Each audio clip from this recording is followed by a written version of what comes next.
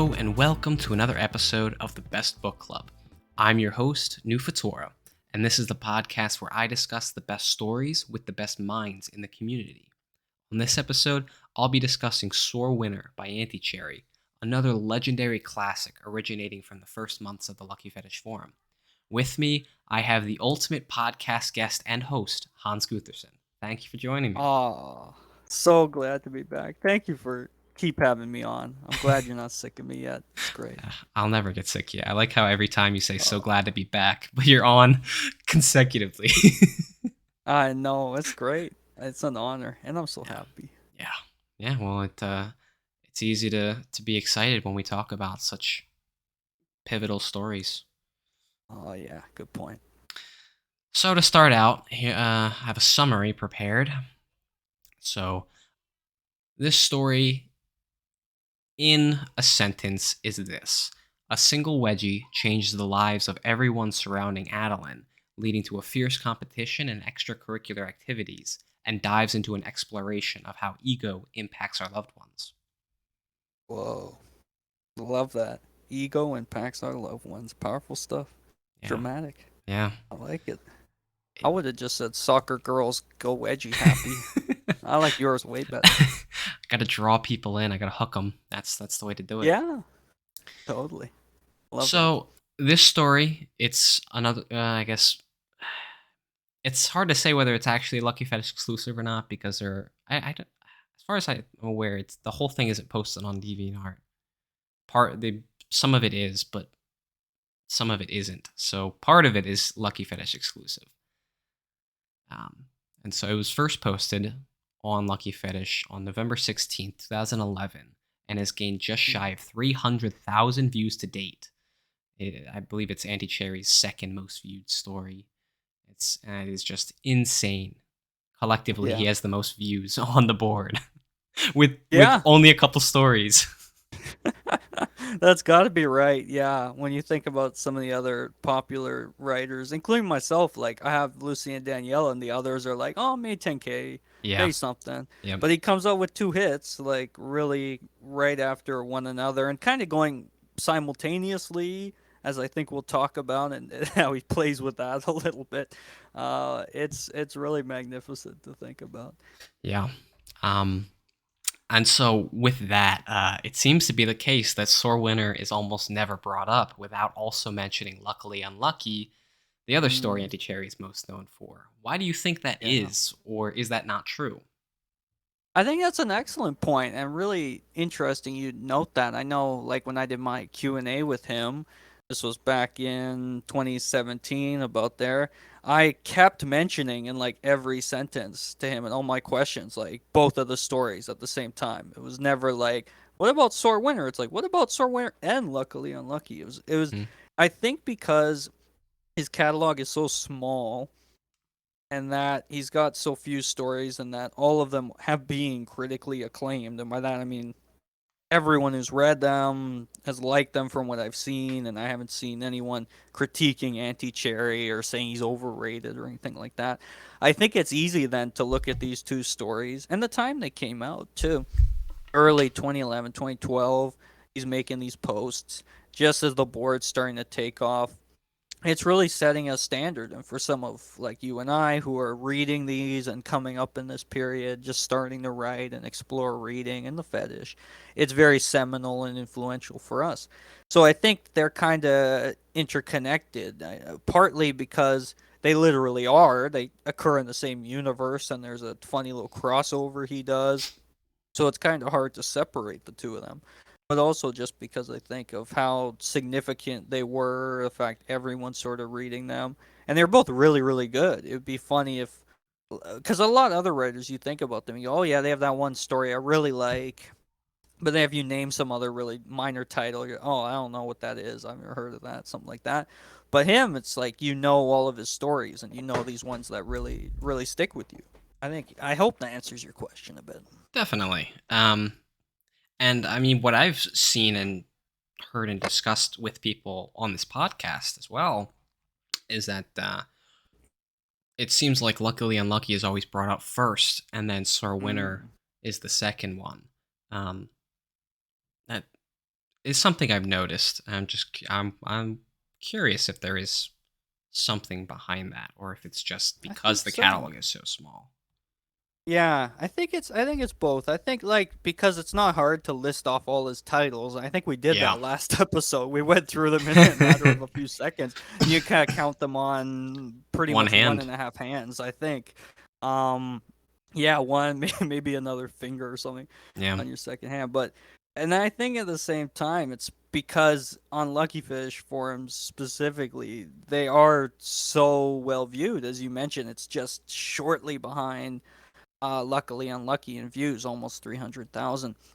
So it's hard to look at one story and be like, "Oh yeah, that's enough for me." And I mean, I think the reason Luckily Unlucky comes first, and we obviously did a whole podcast about this, going in great detail about the story. I think personally, for me, it's a bit deeper of a story. It's a bit more dynamic in some of the action that happens. Sore Winner is pretty singular in its focus, which I think is good and really helps the story along, and got it a lot of acclaim from myself included and many others reading it. It was influential in its own way. Like I think a lot of the stuff we see in Sasita's stories, where moms and daughters are competing in wedgie wars, and I would even look at something like Magnipol's story that he did, where mother and daughter, Tanya and her mother, have like a little wedgie fight. Like I feel like it's all a thread that sort of comes from Sore Winter and that central fight that's going on. But I think yeah, luckily unlucky because it tackles deeper themes and topics, and you get some of the similar ideas, but like you get very clearly characters we can relate with, like a fetishist and dealing with fetishist problems. I think it's just going to resonate a bit stronger with us than like soccer girls get wedgie happy, so to speak. Yeah, they get wedgie drunk. Yeah. Yes, indeed. It's definitely something I feel is almost impossible to avoid when discussing either of the Mm. stories. Is he Anti Cherry was writing both Luckily Unlucky and Sore Winner at the same time, and so it's pretty easy to compare and contrast them. And I thought Mm. you brought up some very interesting and accurate points about how they differ. Although the one that I think I have to disagree with you on is the Mhm. focus. It seems like Luckily Unlucky is the story that has the singular focus, and Okay. Sore Winner is the one that expands its focus to more. Um, because one of the ways that I see the stories differing is the amount of characters. Sore Mm. Winner has way more tertiary ones that are also, in my Sure. opinion, written very well. And Yeah. there are later on and close to the end of the story, you get whole sections of it where it's focused on characters that aren't the main ones. That's true. Yeah. Yeah. Um, are Yeah, I there? think that's a good point. Characters like Eve, right? And ones Hmm. like that that like come in. Yeah, it's funny because, and there's some characters you wish like he brought back. I'll save this thought for a bit later because I have like a digression I want to go on with you. But yeah, no, I think you make a really good point. There's a lot of different characters who come in and have wedgie scenes. I mean, luckily unlucky as yeah, the two core characters. Sore Winter has I guess three, which is a difference in that like there's Hmm. not just the two best friends, there's also the mother, and those dynamics he goes pretty deep in. So yeah, Hmm. I think you make a good point there for sure. Yeah. And so, with the fact that he was writing both of them at once, are there any pros or cons that you can see to writing multiple stories at the same time? Yeah, that's a good question. It's funny because I mean when I've been writing, it'll happen like right now when I'm not in my 2015 phase of working on big stories and completing them and moving on to the next one. I'm kind of in this weird spot where I am juggling a bunch of stories. And the problem with that is sometimes you want to move on to one or forget about another one, and you're keep thinking, "Oh, I left that one behind." Like many memories of Wedgies, which is an epic fantasy story I told you about before. Which, if I ever finish, it'll be my best story ever. But the problem is, I just started a really cool story. I don't think I told anybody about this, but a really cool one about a swim team, a very small swim team, and it was a very intense, very like dramatic and emotional story about all the struggles these four girls on a swim team have, and the many wedgies that happen on the team. And I mean, either of those would be really good stories to just focus on. The pro of it is, of course, you can maybe write different kinds of stories at the same time, and that might open up your mind to what you're thinking about. For example, in those two examples I just gave, an epic fantasy one and a tight sort of high school classic, more realistic story about a swim team, I can think like, what kind of backstory, what kind of world building can I do, which is a very fantasy idea. How can I bring that into the world of these modern characters? And even just how do I put like a more modern and realistic twist on something like fantasy, and how do I make these characters feel real and grounded in a society that's in one case can be based entirely around wedgies if the evil queen, who's not so evil, spoiler alert, or I don't want her to be, gets her way. Um, so I think you can definitely lean on some of those other approaches. I think he does this in both stories. Like, I keep hinting at the crossover he has, but I think you can maybe get some ideas for scenes. You can have fun moments where maybe the characters jump in and out. But then at the same time, yeah, I wonder if, like, because he's got two stories going on, he only have one part left of Sore Winter to finish. He says he was on the last part and he never posted it. So I wonder, like, did Luckily Unlucky distract him? Was he trying to work on other stuff, or just like what happened there? And that, so like, I wonder if it wasn't because he had two he was trying to juggle at once, and that just sort of splits your focus and takes away from your ability to like focus on one enough to get it done. Yeah. Yeah, and I guess I can't really speak too much on it, beyond,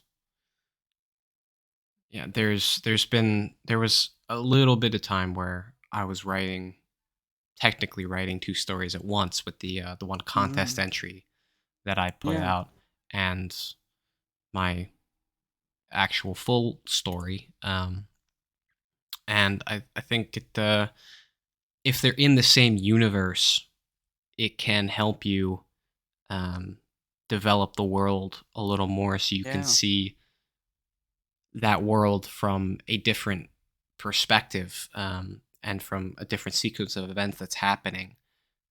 And so maybe it helps you define what that world looks like, and yeah.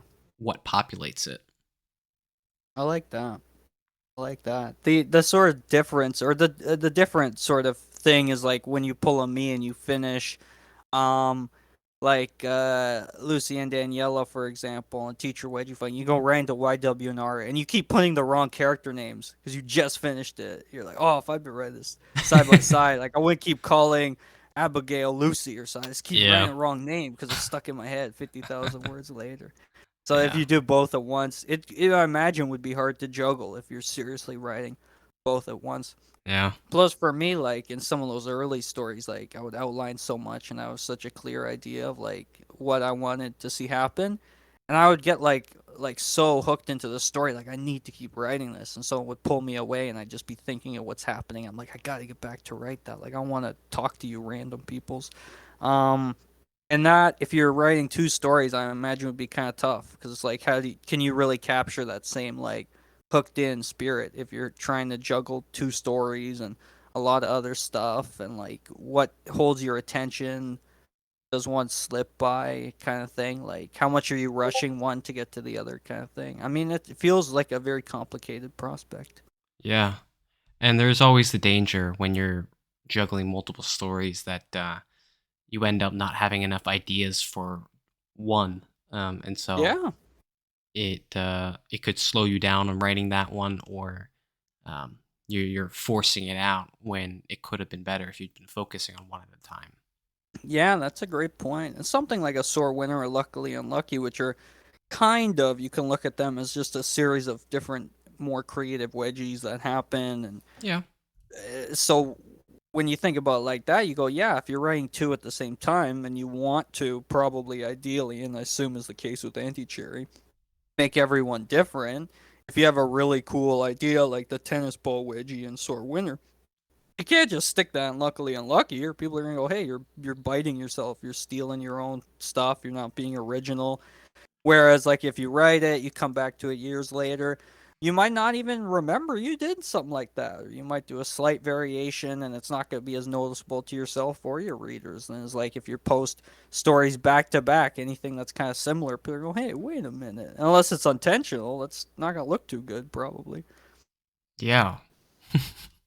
That's a good point. You kind of steal the thunder from your other story, from yourself in a way. Yeah. One, I guess, to dive actually into the story now, Mm. and I'm sure as we've seen in the past, we'll probably take sidebars and tangents off of it, but I um, got one planned, if you'll allow me. absolutely. Um, so within the first part, whatever he'd call it, whatever the first section, Anti-Cherry Yeah. provides a character in Adeline that readers start to invest, giving her a good amount of depth and well-roundedness to her personality. She starts out super stubborn, and she has to win at all costs, no matter the cost, even to her best friend. But then Mm. in the second half of it, she's able to take a step back and think, wow, that I actually hurt somebody potentially. Let me let me make up for it, and it shows more of her personality than just Yeah. driven to win.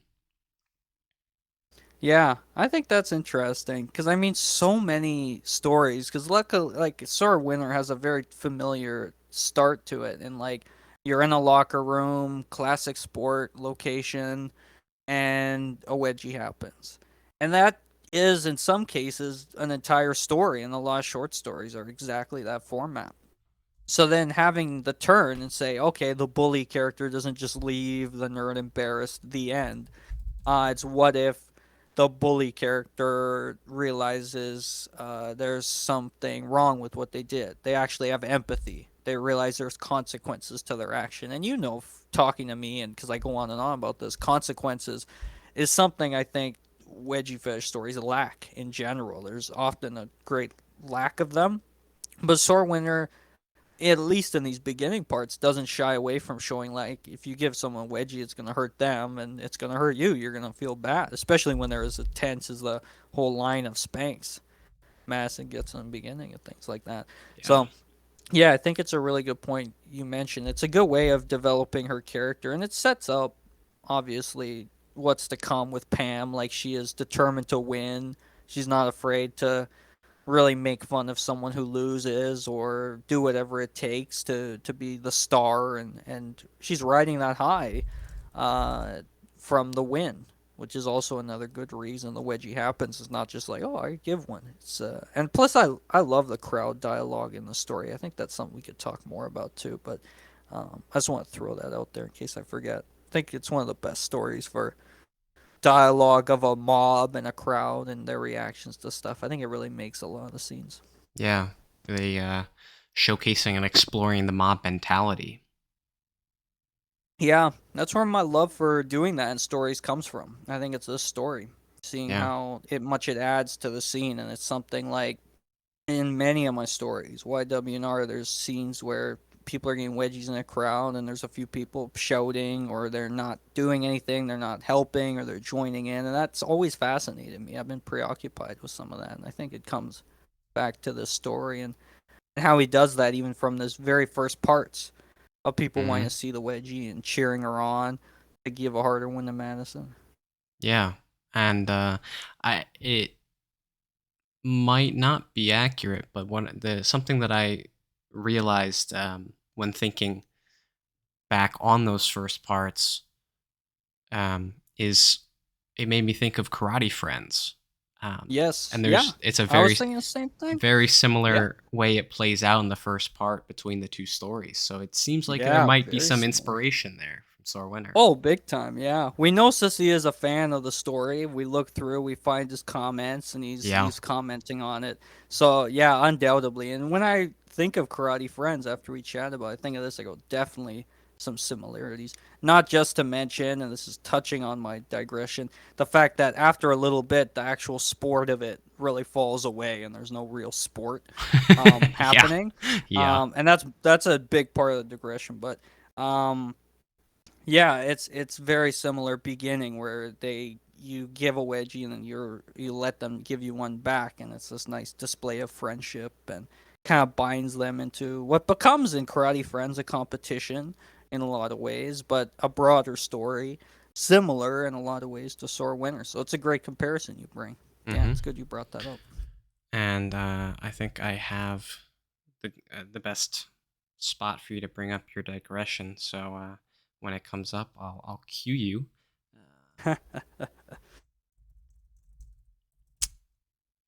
One, probably the part that stuck with me the longest from this story is the warehouse scenes in the beginning. Um, Yes. Yeah. there's a lot that I was reminded of when I was going through it.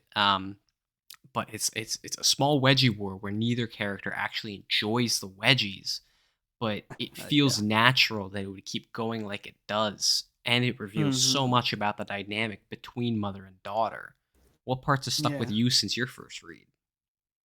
Definitely, and I've mentioned this to you, and I feel I don't know if I've told people about this or it's just something I've always had in my head, but there's that wedgie early on where Pam uses a tennis ball and puts it into a filing cabinet, Hmm. and then Adeline, the protagonist, is stuck in this intense wedgie, and that's always stuck with me because I thought it was incredibly creative using a tennis ball, sticking her in there.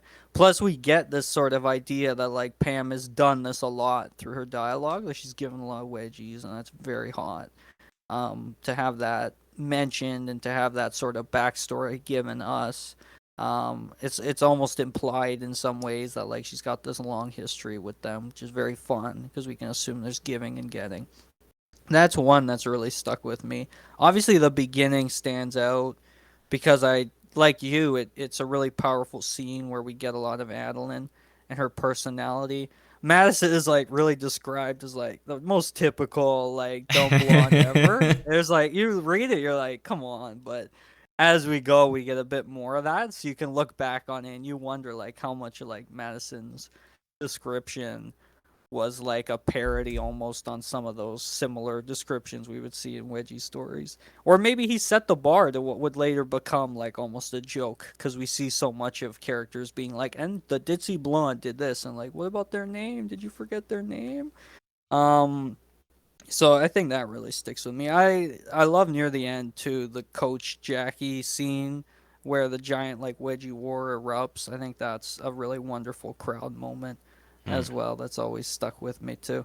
And just and earlier on when Adeline's looking up wedgies and she wants to learn about them and she has that moment where she considers like recruiting a wedgie slave. Just like, wow, it's funny because there's one or two moments I'm like, is she a fetishist? But it really doesn't. She's not like coded that way, so to speak, or Yeah. anything. You're kind of disappointed. You're like, oh man. But yeah, very very fun moments. And I wonder too, like Jake and Gwen, a similar like parental figure, son in that case kind of story. I wonder if something like that was inspired by like a sore winner because very intense like wedgie fights going on. I feel like there's a lot of threads that this story put out, and it's hard to know for sure how much it inspired, but I would warrant it's quite a bit. Yeah. There's some interesting things you brought up that I'm gonna get around to later. Um, but there was some the thing with Pam and the backstory with that. I feel like there could be more done with it. It could have been Yeah, expanded a little bit more, but I agree. I don't necessarily think it was necessary. I think what was Mm, given to us was fantastic, and it was just enough that we could imply plenty of it because the Yeah. story isn't about it. It involves Pam, but it's not Pam's story. And so Mhm. what she relates to Adeline and the reader essentially, it's enough to work off of so that you get some kind of background for her without it being too much. Yeah. I like that. Totally random note. I want to ask you, because there's some team names thrown around in the story and going through some other sports wedgie stories. This is adjacent to my digression. What's not there yet? I'll keep teasing it. I was just curious, if you were writing a sports wedgie story, what would the team name be of the main team? I guess it would depend on what sport I'm going for. What's your favorite sport? Do you have a favorite? Uh, that's tough. I So don't. let's I say it's soccer then. Say it's a Yeah, soccer team. Like if you were writing like a soccer story, what would the team yeah, name be? yeah. So I really don't care to watch sports. So like I just think of Yeah. playing them. That's what's fun to me about them. Um, Yeah, sure. and So so if they're you all were good. on a soccer Right. team, like what would be a great team name? That's tough. I doubt I can come up with an actually good one on the off the cuff. Something like I I guess if it's a wedgie story, I'd call them the Cougars. Nice. That's a good name. That's a good name. Yeah. um, Love that. Good choice. yeah, that's probably what I'd go with. I love that. Yeah, It's fun because I bring that up for a couple reasons. One, I had a different digression, just about the team names. Like if you remember, Adeline's team name is the Small Tree Badgers, right. and I looked it up. Small Tree Badger is not an actual animal, but badgers obviously are. And it's funny when you think about the name and what badgers do. I feel like there's a lot, even in that little detail, that's very deliberate. Like how I went off and luckily unlucky about Teller Street and like the Yeah. significance there and those small details. I feel like there's something similar going on with small tree badgers. Like the thing with badgers is they're fierce. They're really tiny creatures, but they will hunt down antelope. They're like 10 times their size in nature.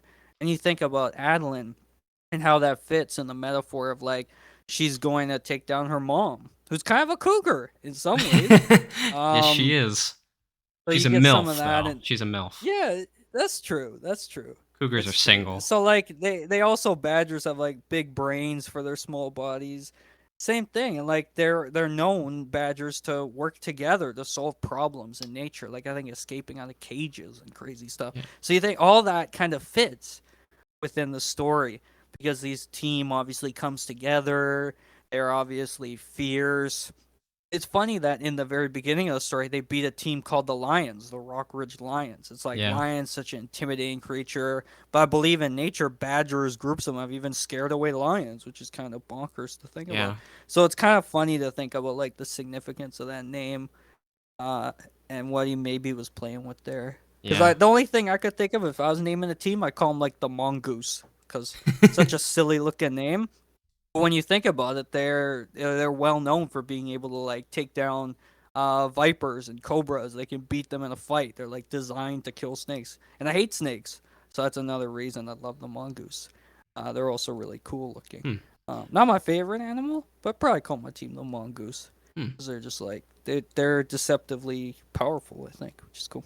The mongoose. But yeah, that's one of my yeah, there's a lot of funny animals, a lot of weird animals you can name Yeah. after. But I thought those were cool choices he made. Yeah. Even in the beginning. And I want to talk about my digression, but I'll wait. That Yeah. was a good I have segue, a. but I I'll have a. wait. I got a I'm good. teasing I it. got a good spot to bring it up in. Yeah. I think I'm pretty sure the small tree is probably just the town name or the high school name, That makes like sense. I was Rock wondering what Ridge. that was. Yeah, I so was it's small wondering. tree. Small tree. Yeah, Interesting. yeah. Because there are no Interesting. tree badgers or small tree badgers. Like the Rock Ridge Yeah. Lions is, I'm sure Rock Ridge is just the name of the town or the Yeah. school. It makes sense. And Yeah. Small tree. the Okay. way the way you describe the badger seems to Madison seems to be the epitome of that. It seems to apply way Ooh, more I to like her. that. I like that. Yeah, Yeah. nice. Good thinking. So yeah, I guess that it brings up an interesting thought of just how much we're missing with this story. That you'd Mm. have to go out of your way to really read between the lines and research to figure out these things. Yeah, I think it speaks to how we generally and almost always read Wedgie stories. Like, unless you know going into it, kind of like if it's a Blood Money or something, where you feel like there's a lot of attention to detail. But even that one's not a great example. But if you go in a story, you know, like someone's creating like a vast world and there's gonna be twists and surprises and which then you could do a lot of like analysis, or they're trying to hit on a lot of deep themes. But typically we've been sort of trained as readers coming up in this fetish that like that's not gonna happen. Like people are gonna write stories that are gonna get me off, and then I'm gonna go on to the next story, or I'm gonna get bored with that one I was just reading. And like some will tackle some deeper themes, but even then we're not used to being like, let me look at the team name and try to examine what it looks like and what its meaning could be. Like that's the stuff we do in school. So generally as readers we're not doing that with stories to begin with, but especially it's a step removed with Wedgie stories, where it's like my goal is to get turned on. I don't have time to pull out a an encyclopedia of animals and figure out why he named those small tree badgers, right? Like, no one's gonna do that. Let me get off to the hot wedgies early on. So, but it's funny that like it's probably if you talk to Anti-Chair, you say, "Oh, why'd you name a small tree badger?" I don't know. First thing I came up with, like it'd be probably nothing, right? But it's fun, and I've always enjoyed that sort of analysis of it, and I Yeah, want to encourage, and I feel like that's what you do on your podcast. You kind of encourage these theories and absolutely. this thinking and this deeper thinking about some of the stories. Even if it's nothing, even Cherry comes up and be like, "What are you talking about, Madison and the tree bat? You crazy? This is a hot wedgie story with soccer girls gone crazy. Like, stop that." But I mean, we have fun doing it. We Yeah, get absolutely. to think of some cool stuff, and I think it adds a bit to the story. Yes, absolutely. It adds so much to the story. I'm glad. I'm happy that you feel like this podcast does that. That's what I'm aiming Oh, for. So totally. I'm That's glad I'm keep coming accomplishing what back I'm because I setting out love to. it. Totally, you're the best. Uh, so the bet between Heather and Adeline, I think, is a really Mm, fun scene, especially when it morphs into the whole team participating. It allows yeah, Auntie Cherry to add in so much indirect detail about the team dynamic. yeah. Yeah, it's really cool. You mentioned this earlier, just these minor characters and the screen time they get. Yeah. You get a lot of dialogue. You get to see their reactions to wedgies, usually how they are at giving them. Uh, and it's pretty good for a story about a team. You actually get to see some of the team. Mm-hmm. Uh, and I'm trying not to say too much because it's kind of the whole digression thing. I'm sorry, but you do get a bit of the team, which I think is important, and you get to see some of them in different scenes. And it's funny to think, like, in one way, everything that happens is kind of training for the wedgie fight Alan wants to have with Pam, and all these scenes she's setting up to do that. But I wonder how much, again, maybe it's like a metaphor for life and how she's training to overcome adversity, and she's learning to grow stronger and maybe grow to become someone who's not like a sore winner. And also, I forgot to mention this, but I think sore winner is one of the best titles in the history of wedgie fetish fiction. It's like top one or two titles ever because it's so clever, right? It's literally like Mm-hmm. she's a sore, she gets wedgies and she's a winner. Obviously, a take on sore loser. And that's there's something else. What was it? And she's a sore winner. When she wins, she Yeah, has that terrible attitude about it. absolutely. Yeah, this winning is not enough, which is interesting. It's like, and the interesting thing about the story is I don't see her ever winning. Really, like say I don't know how he planned to end the story. Like if Lynn would win the fight, which I imagine she would, or even if it's a tie or whatever, like wouldn't she just want to keep giving her mom more wedgies? Like would she ever be satisfied with winning? And does that make her a really sore winner? And was she growing out of that maybe? Would she realize like I don't need to win all the time to win kind of thing? I don't know if that's where it was going. But I think the title is very clever because it works on a lot of different levels. Yeah, definitely. Absolutely. Um, Yeah, on the flip side of what you were saying about the team, I think it also gives us indirect characterization and detail in the form of uh, showing us that Adeline is not above using so many people Mm. to achieve her end, her goal.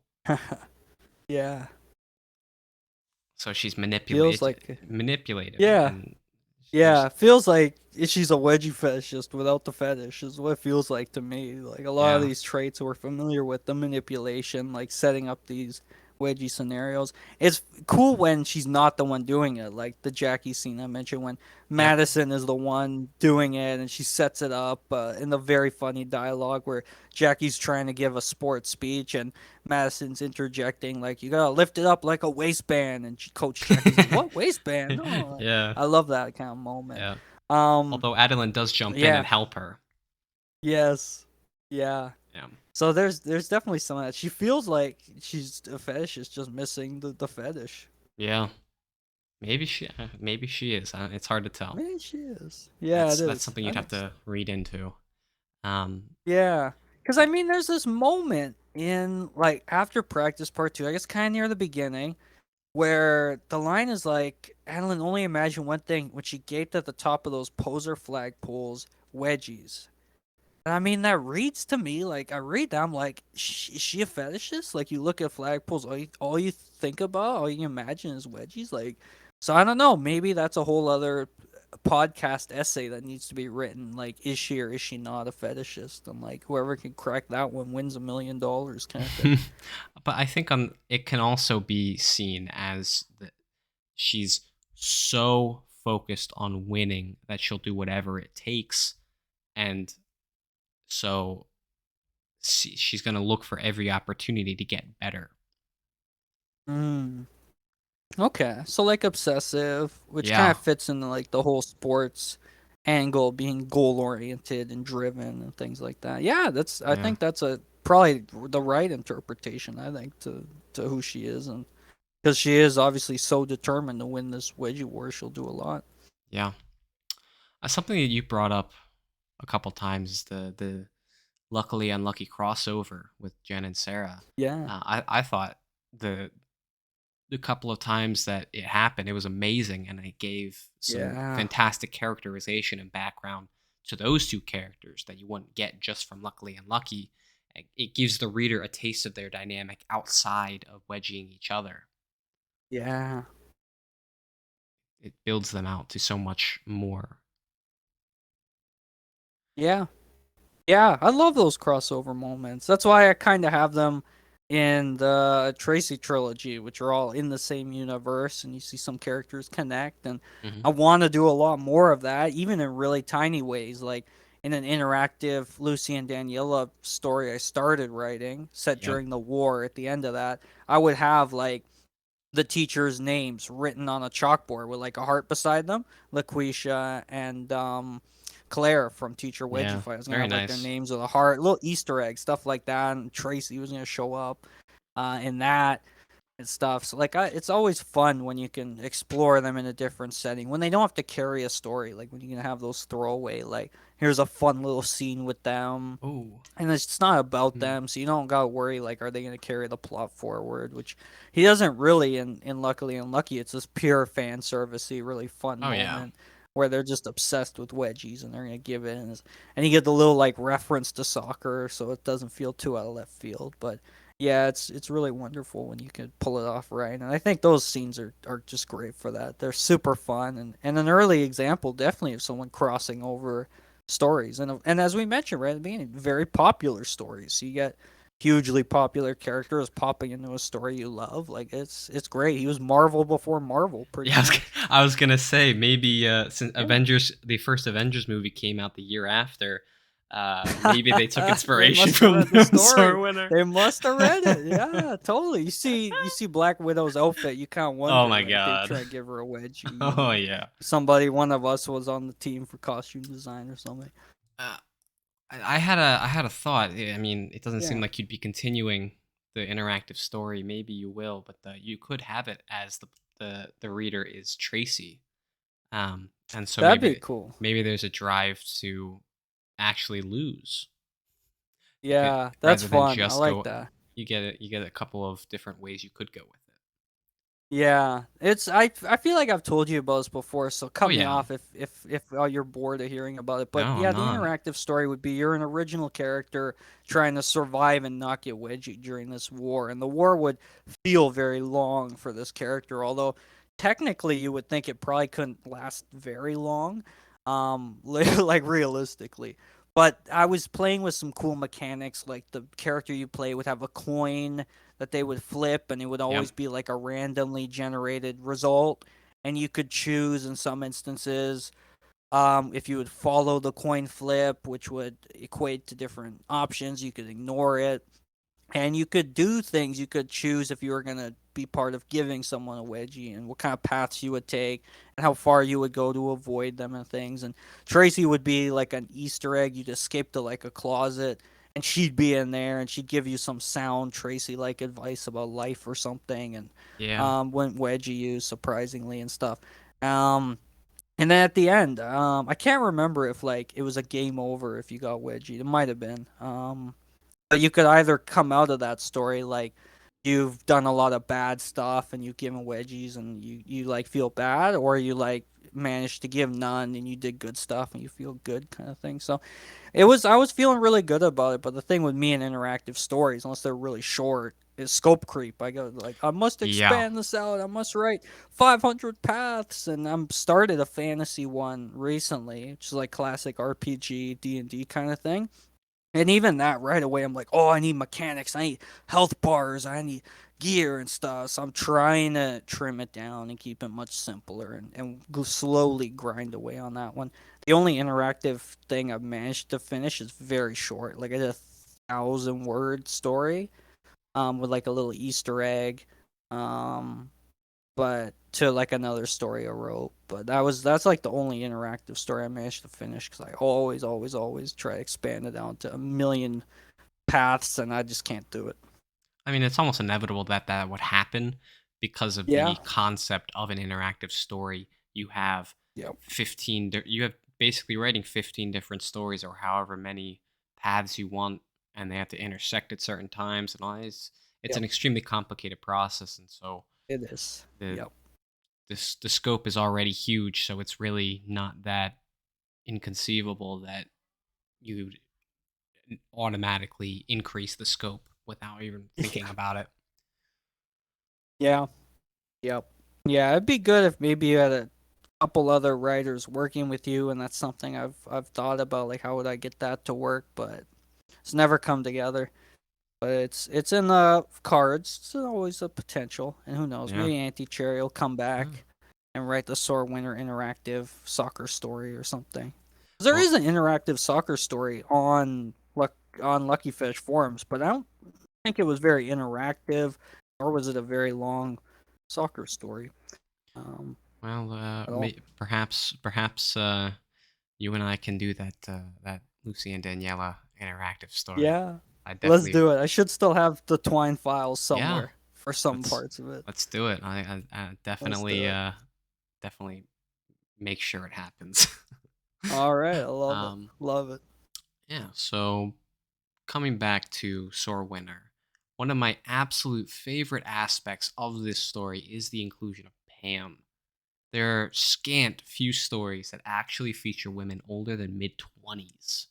Yes. Like Yeah. Mother's Derriere by Refreshing Lemonade and One More Camping Memory by Auntie Cherry. It's so few and far between. I Yep. love when moms are brought in and just older women. That is what I'm interested in so much. Yeah. Yeah. You're not alone in that. Some of the most popular stories today, like Jake and Gwen, like I mentioned, The Inheritance Yep. by the same writer, Yep. hugely popular because it's a mother and a son in that Two case. mothers. But yeah, these mother characters are super popular. Yeah, you're right. Inheritance, there's multiple older mother age characters. Very hot stories. Mm-hmm. And yeah, it's super rare, super rare. And then like that, you especially obviously don't see anything above those mothers' ages. And Auntie Cherry seemed very interested in mothers. Like you talked about alternative punishment on the podcast, so like you have the mother character in that story Yep. who goes head to head with her daughter, sorry, And friends, and you and have the aunt as yeah, and well. friends. Yeah, and the dog. You get the whole adventure in that story. The ant's great.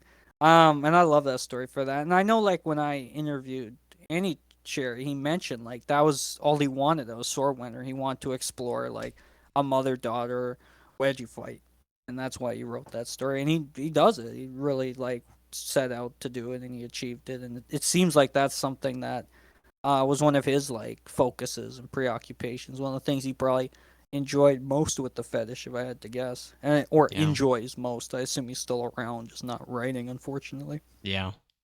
And so that brings into the question of like, how do you feel about the actual mother daughter relationship of Pam and Adeline? Is it healthy? I Wow. don't think so. in the I beginning, don't think so. in the Yeah, beginning, I I don't think it think is so. because there's some bonding, but Yeah. it devolves so fast. I don't think it is healthy. Yeah, I don't think so. He tries to make it feel like it is, and with the sort of familiar like I need to bond with my daughter, which we see. I feel like in Seceda and Magni pulls a similar thread, where it's like it's a good reason to start, And Jake and but Gwen. when you get to a scene, yeah, Jake and Gwen, it's like I want to bond with my sons, but when you get to like the point in Sore Winter where there's lines where he literally says like Pam wants to break. He uses the word break Yeah.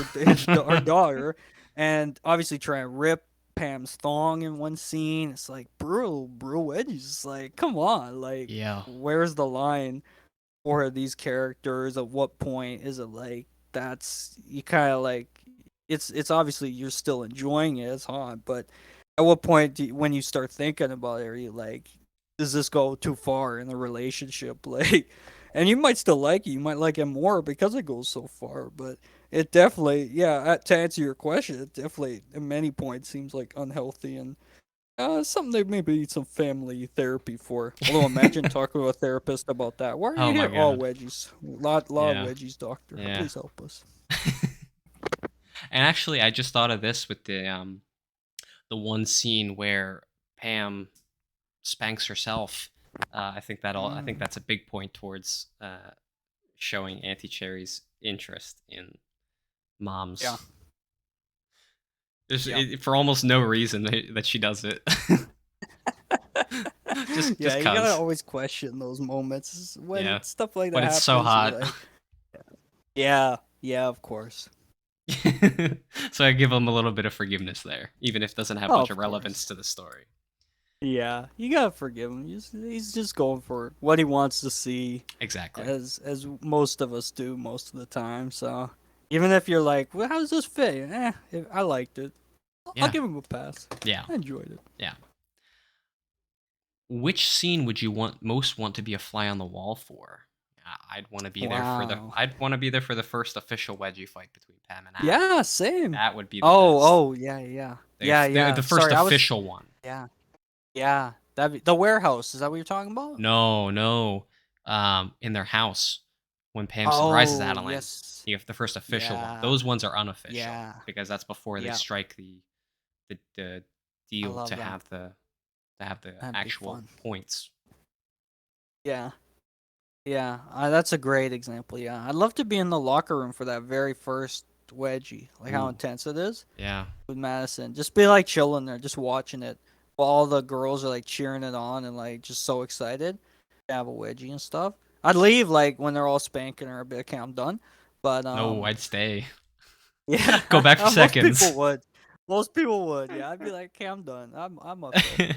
is But that that would not an be interest of yours? not really. No, not Ah, really. okay. To each No, their I'm own. like I'm like pure play wedgie kind of guy. So I'd be like, you can keep those. I'll just have extra wedgies on the side kind of thing. okay. But yeah, that'd be a fun one to be a fly on the wall for, definitely. Yeah, absolutely. Get to see the inception of this whole wedgie thing happen in this universe. Because Yeah, like if you exactly. since Luckily Unlucky and Star Winner happen in the same universe, this is the first official wedgie that happens. between both of them. Oh, nice. So Wow. in a way, it Fun. sort of kickstarts everything. Yeah. Imagine if I wrote like a fan fiction where I just self-insert myself into the story. It's like, and the handsome man watched the wedgie, and all the girls liked him, and then he got to talk to them all about the wedgies after. Oh Like, god, what that'd a be cool story creepy. that would be. That'd be It would creepy be. to It'd be me. so creepy. Now you think about it, it'd be really weird if it's just and he watched the wedgie and enjoyed. It's like, Yeah. wow, this is a terrifying story. Like this is a horror story. But yeah. Ah, all right. I can't go that far with it. I'll just pretend and imagine I'm there Yeah, watching. you could do it like how Jack 538 did in I'm Dead. He used to be a ghost Oh watching. yes. Yeah, yeah. Or the And remote. for yeah, yeah, very true. Be able to pause Do a time. cross Yeah, do let a it change. crossover of fan fiction. Yeah, that's would be the epic like homage if you wrote some awesome story where you found the remote and you found a genie Yeah, and you got the wedgie and touch. you got the wedgie touch. Yeah, you got to meet Jen. You got to meet Adeline and her mom. Like if someone was able to travel across all these stories, something You like got to that would be work at the really sex really cool. goddess's place. Yeah, Oh exactly. man. So much Just across all the stories, yeah, it's joining the like a wedgie war huge at the school homage. in Lucy Yeah, and Daniela. Oh, perfect.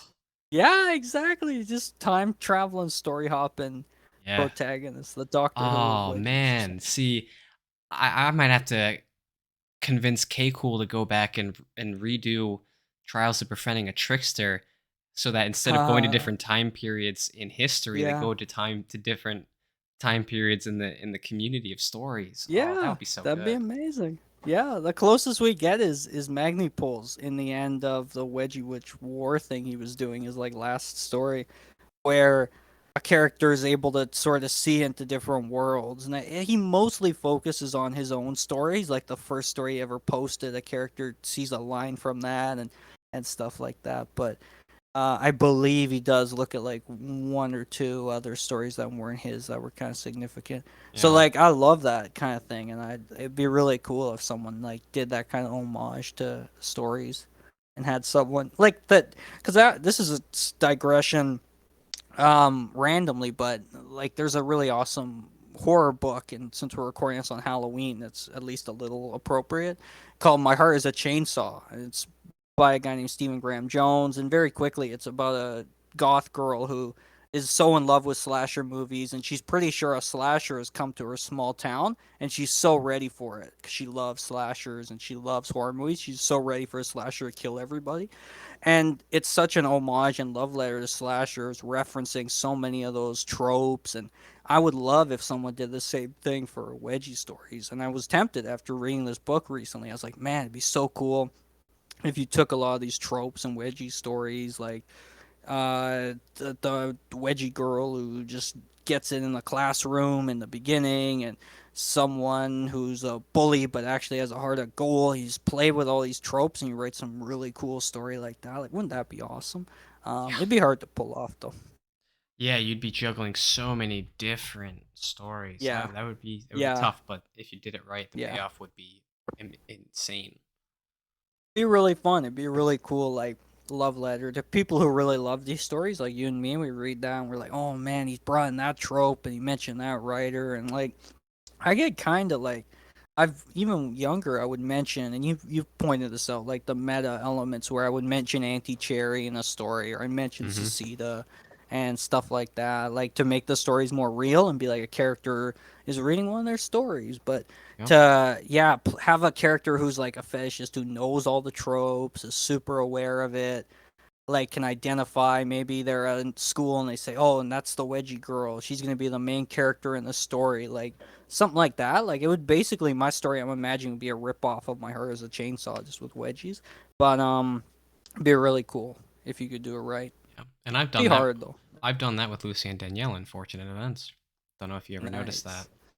Yeah, I love Fortunate Events. Unlimited sexual energy. Love it. Of Never course. forget Of that. course. Of course. Who is your favorite character?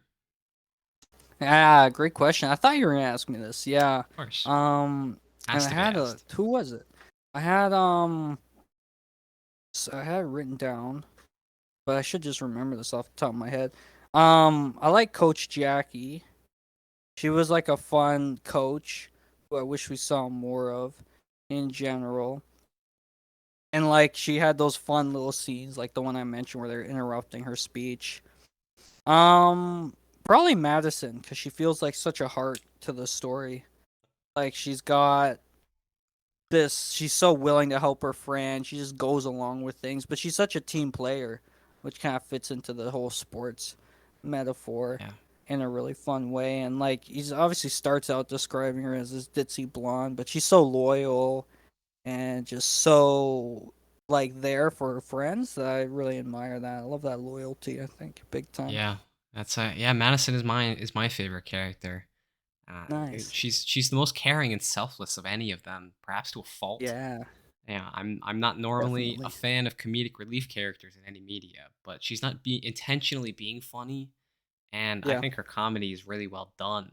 Like her arguing with Adeline about who gets wedgies is a great example of that. And I love that. Yeah. I can see a lot of influence from her and Erica in Lucy and Daniela. Yeah, yeah, definitely. I think big inspiration there. I was going for that cliche. She's dumb, but in reality, she's not dumb, and she's like one of the smartest characters. Ends up being valedictorian and stuff. Yeah, I think definitely some Madison inspiration there. I want to play on some of those tropes. Yeah. Yeah, and it's done extremely well in both instances. Yeah, Auntie Cherry's the best. I follow in his footsteps. As we all have since they've been put out. Yes, I think so. I think so. Big ways, definitely. Yeah. Something else I thought he did really well was he practically shoves Adeline's sore winner attitude and how hell bent she is on winning down readers' throats at times to fantastic Mm, effect. And it seems yeah. to overshadow the much more subtle, similar traits Pam has. It makes me wonder how much of Adeline's attitude was formed from nature versus nurture. Interesting. That's a great point. I hadn't thought of that, but we obviously see her mother having a very similar attitude. She won't back down. She's competing. It's like how Hmm. much of that did she inherit? Same as like her wedgie skills. Did she Yep. get that from her mother too? Not in the Yeah, beginning. that's a really cool perspective. Yeah. Yeah. Yeah. Yeah, it's that's one of those things I think is you read between the lines and Yeah. you have to pick up on. You have to Love it. intelligently read rather than sexually read. Yeah, sexually reads a better word Yes. for it, yeah. I'm glad you brought up Coach Jackie as well for your one of your favorite characters. One thing that I haven't heard anybody else bring up when discussing this story is how she's actually good at her job for the very short stints she's in it. And Uh, she doesn't just let ridiculous amounts of bullying run rampant. The only reason yeah. that these bigger wedge scenes happen is because there isn't a teacher present or that the team overpowers the coach. And within the Yeah. context of when those things happen, it makes sense that she would be overpowered. It's Yeah. completely ineffectual teachers or ones who advocate for wedgies to happen and make them part of the curriculum or whatever. Yeah. That was Yes. quite the trend for a long time and kept going Sure. past sore winner. Yeah. Are there any trends happening today that are starting to feel stale or overused? Wow. That's a serious question. I'll see if I can't give it a serious answer.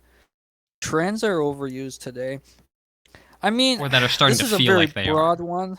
Yeah, totally. This is a very broad one. It's been around for a bit, but I can't. I'm still seeing examples of it today, and I can't really stand for it. And again, since we're recording this on Halloween, it's a little appropriate in terms of like scary stories, which are a subgenre that's kind of unexplored. Horror stories in general in the community. The haunted house is the most Oh, common by yes, far absolutely. trend and trope of it in general. Like we see maybe occasionally the haunted doll. Magni Pools did that once, but always do we see a haunted house all the time. So I'm Yeah. done with haunted houses. I want us to forget about them.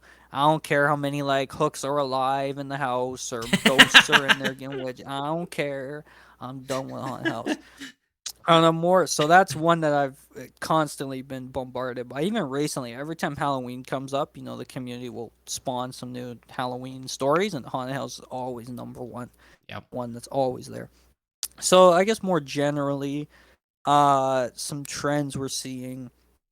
I mean, some stuff that was probably stale when we were coming up is just this whole like idea of a wedgie girl. It's become such a trope. This very wedgieable character who's kind of one note. Like I would hope in the next couple of years we maybe see an evolution of these kinds of characters, but at the same time, I wonder how much there may be core to the kinds of stories we're doing, like how essential this kind of character is. Maybe a fetish in this genre of literature has like some universal characters, kind of like in horror, who you always have the jock and the virgin, like those classic cabin in the woods kind of tropes you can play on. Like maybe you need those in some cases, but even stuff like stereotypical jocks, like I'm just thinking character wise right now, like some of those very one note characters, I'd love us to move beyond a lot of that, who are feeling stale, and they worked for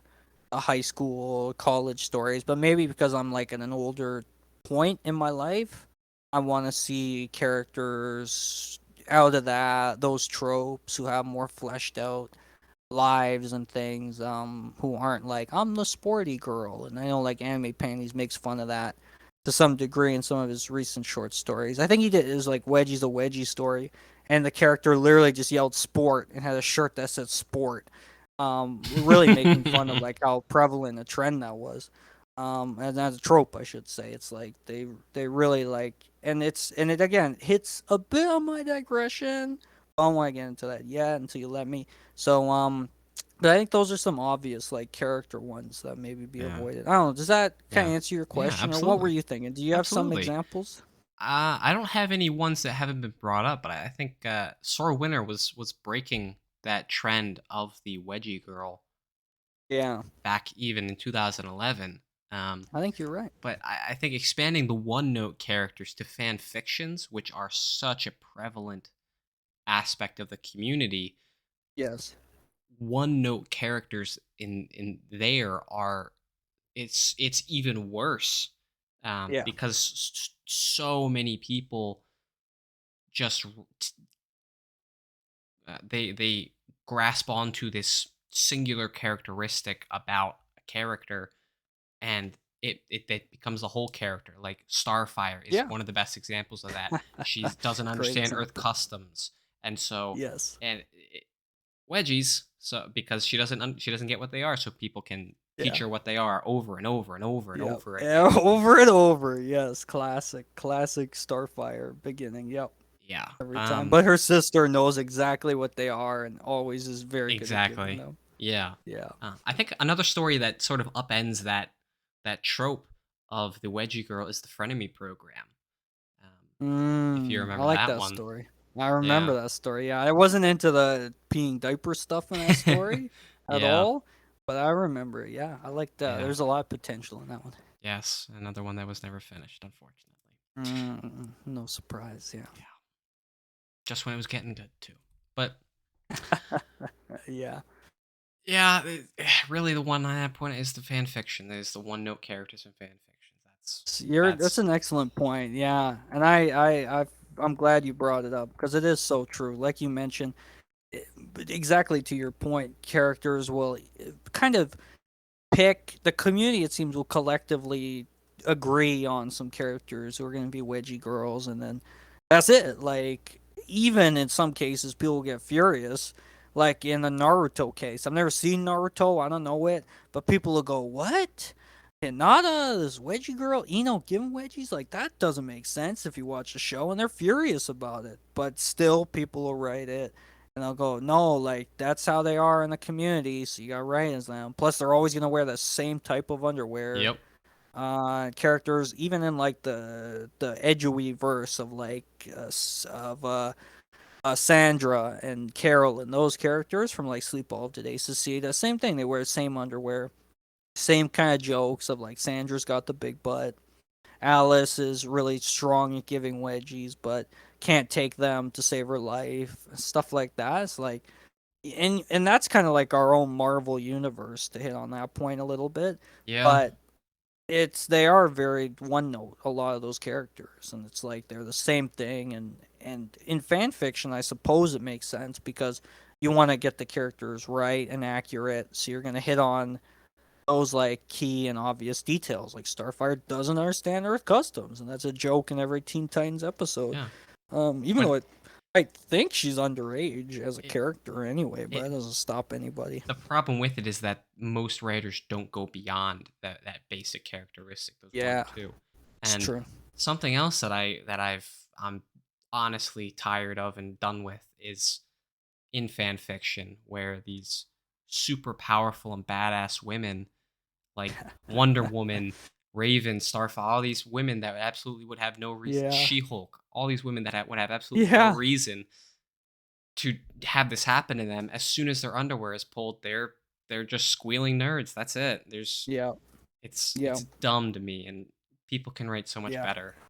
Do better, community. Absolutely. Come on. Yeah, I love it. Good call to action. Yeah, we had enough of it. It's time to be intelligent with our writing. Nice. Okay. Something that I picked up on is that the friendship between Maddie and Adeline at first is just told to us, but it definitely feels like legit friendship later on, with them having little Yeah, arguments over nothing, laughing insanely at pointless things, just hanging out. And I think the friendship between Maddie and Adeline is better than Sarah and Jen. yeah, I agree. Definitely. Yeah. Yeah, they feel like actual friends, not Yes. just like these wedgie like unit. And Yeah. luckily unlucky that are kind of together. And as we noted when we dove into it, it's like how healthy is that relationship where you're getting like blackmail and stuff like that. But yeah, Madison is a very selfless character who has it feels like just very selfless and very caring reasons for helping Adeline train in what is a more fun and in some ways like uh, something you could see. You're like, I want to one up my mom. Like, obviously, they take it to extreme lengths, but from the seed of it, you can go, yeah, your friend's gonna help you like do that, and you want to prank your mom in a weird way, and like, it feels like a friend would potentially help you do that if they're a good friend. And I love friend stories, so definitely their relationship resonates with me, and it's one of my favorite parts of Sword Winter is their dynamic.